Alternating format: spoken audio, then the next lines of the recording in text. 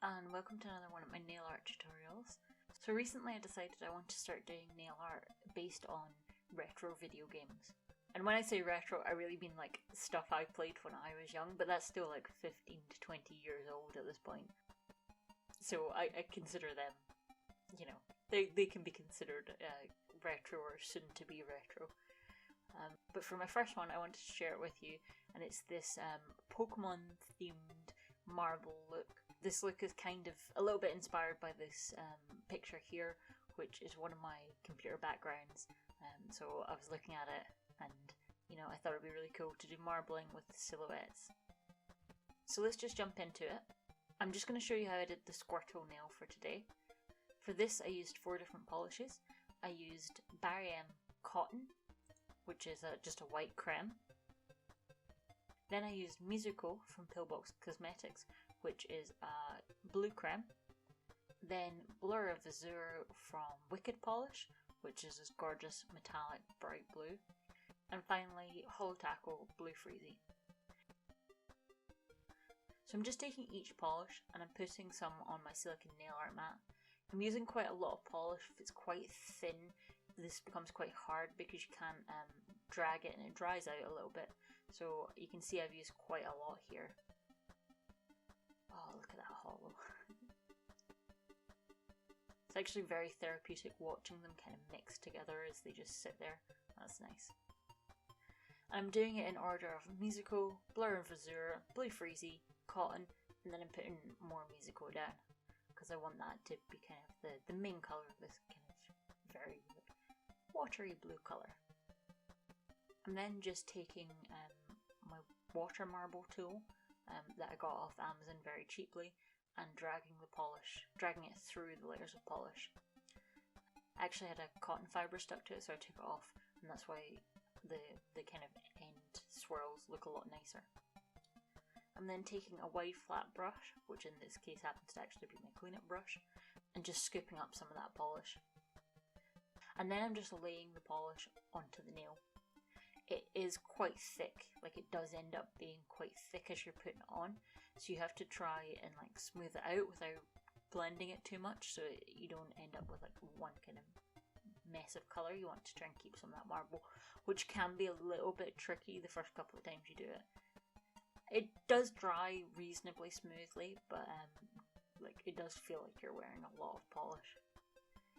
I also wish I'd had a slightly thinner brush because you can see I've got it absolutely everywhere all around my cuticle, and I just had to clean that up with the brush, but it would have been much better if I'd had a smaller brush and could have got in there a bit nicer into those small edges.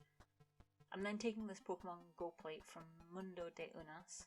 I think that's how you pronounce it, I apologise if it's not.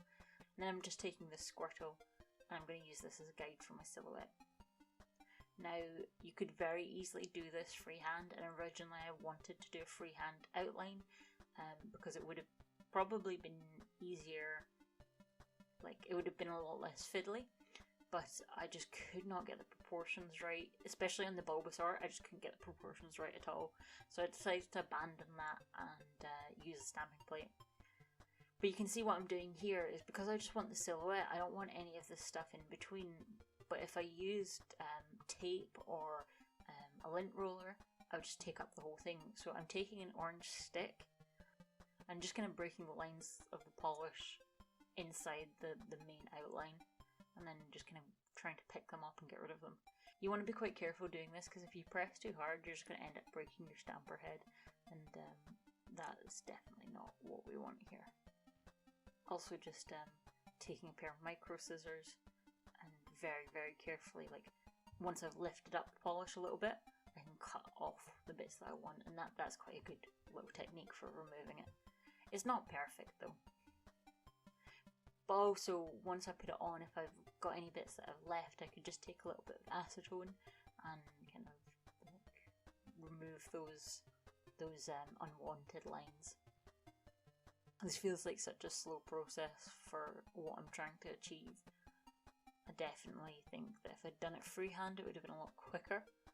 But yeah, yesterday, when I filmed this yesterday, it was just honestly I honestly thought it was going to be a bit more of a nail fail than it actually ended up being. Like, I quite liked the final look, but it just...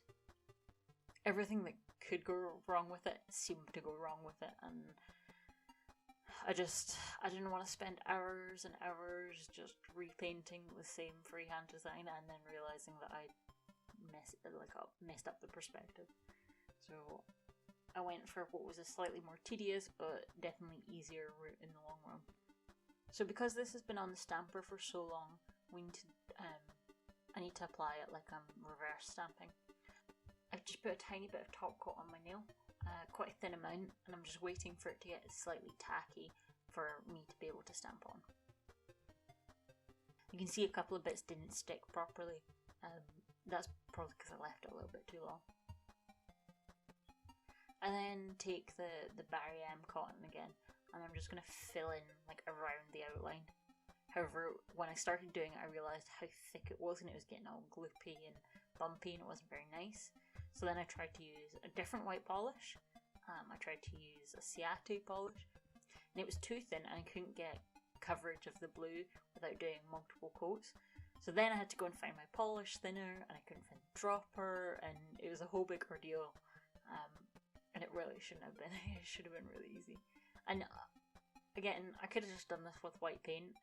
I thought it would be a bit smoother if I did it with polish, but because of how thick it was, it kind of didn't end up being much smoother. But hey, you live and you learn. But once I've filled it all in, it looks kind of like this. You can see that it's a little bit lumpy and a little bit uneven, but the top coat kind of sorts that right out, and it looks a lot nicer. Now I've got this really fun little marble Squirtle silhouette.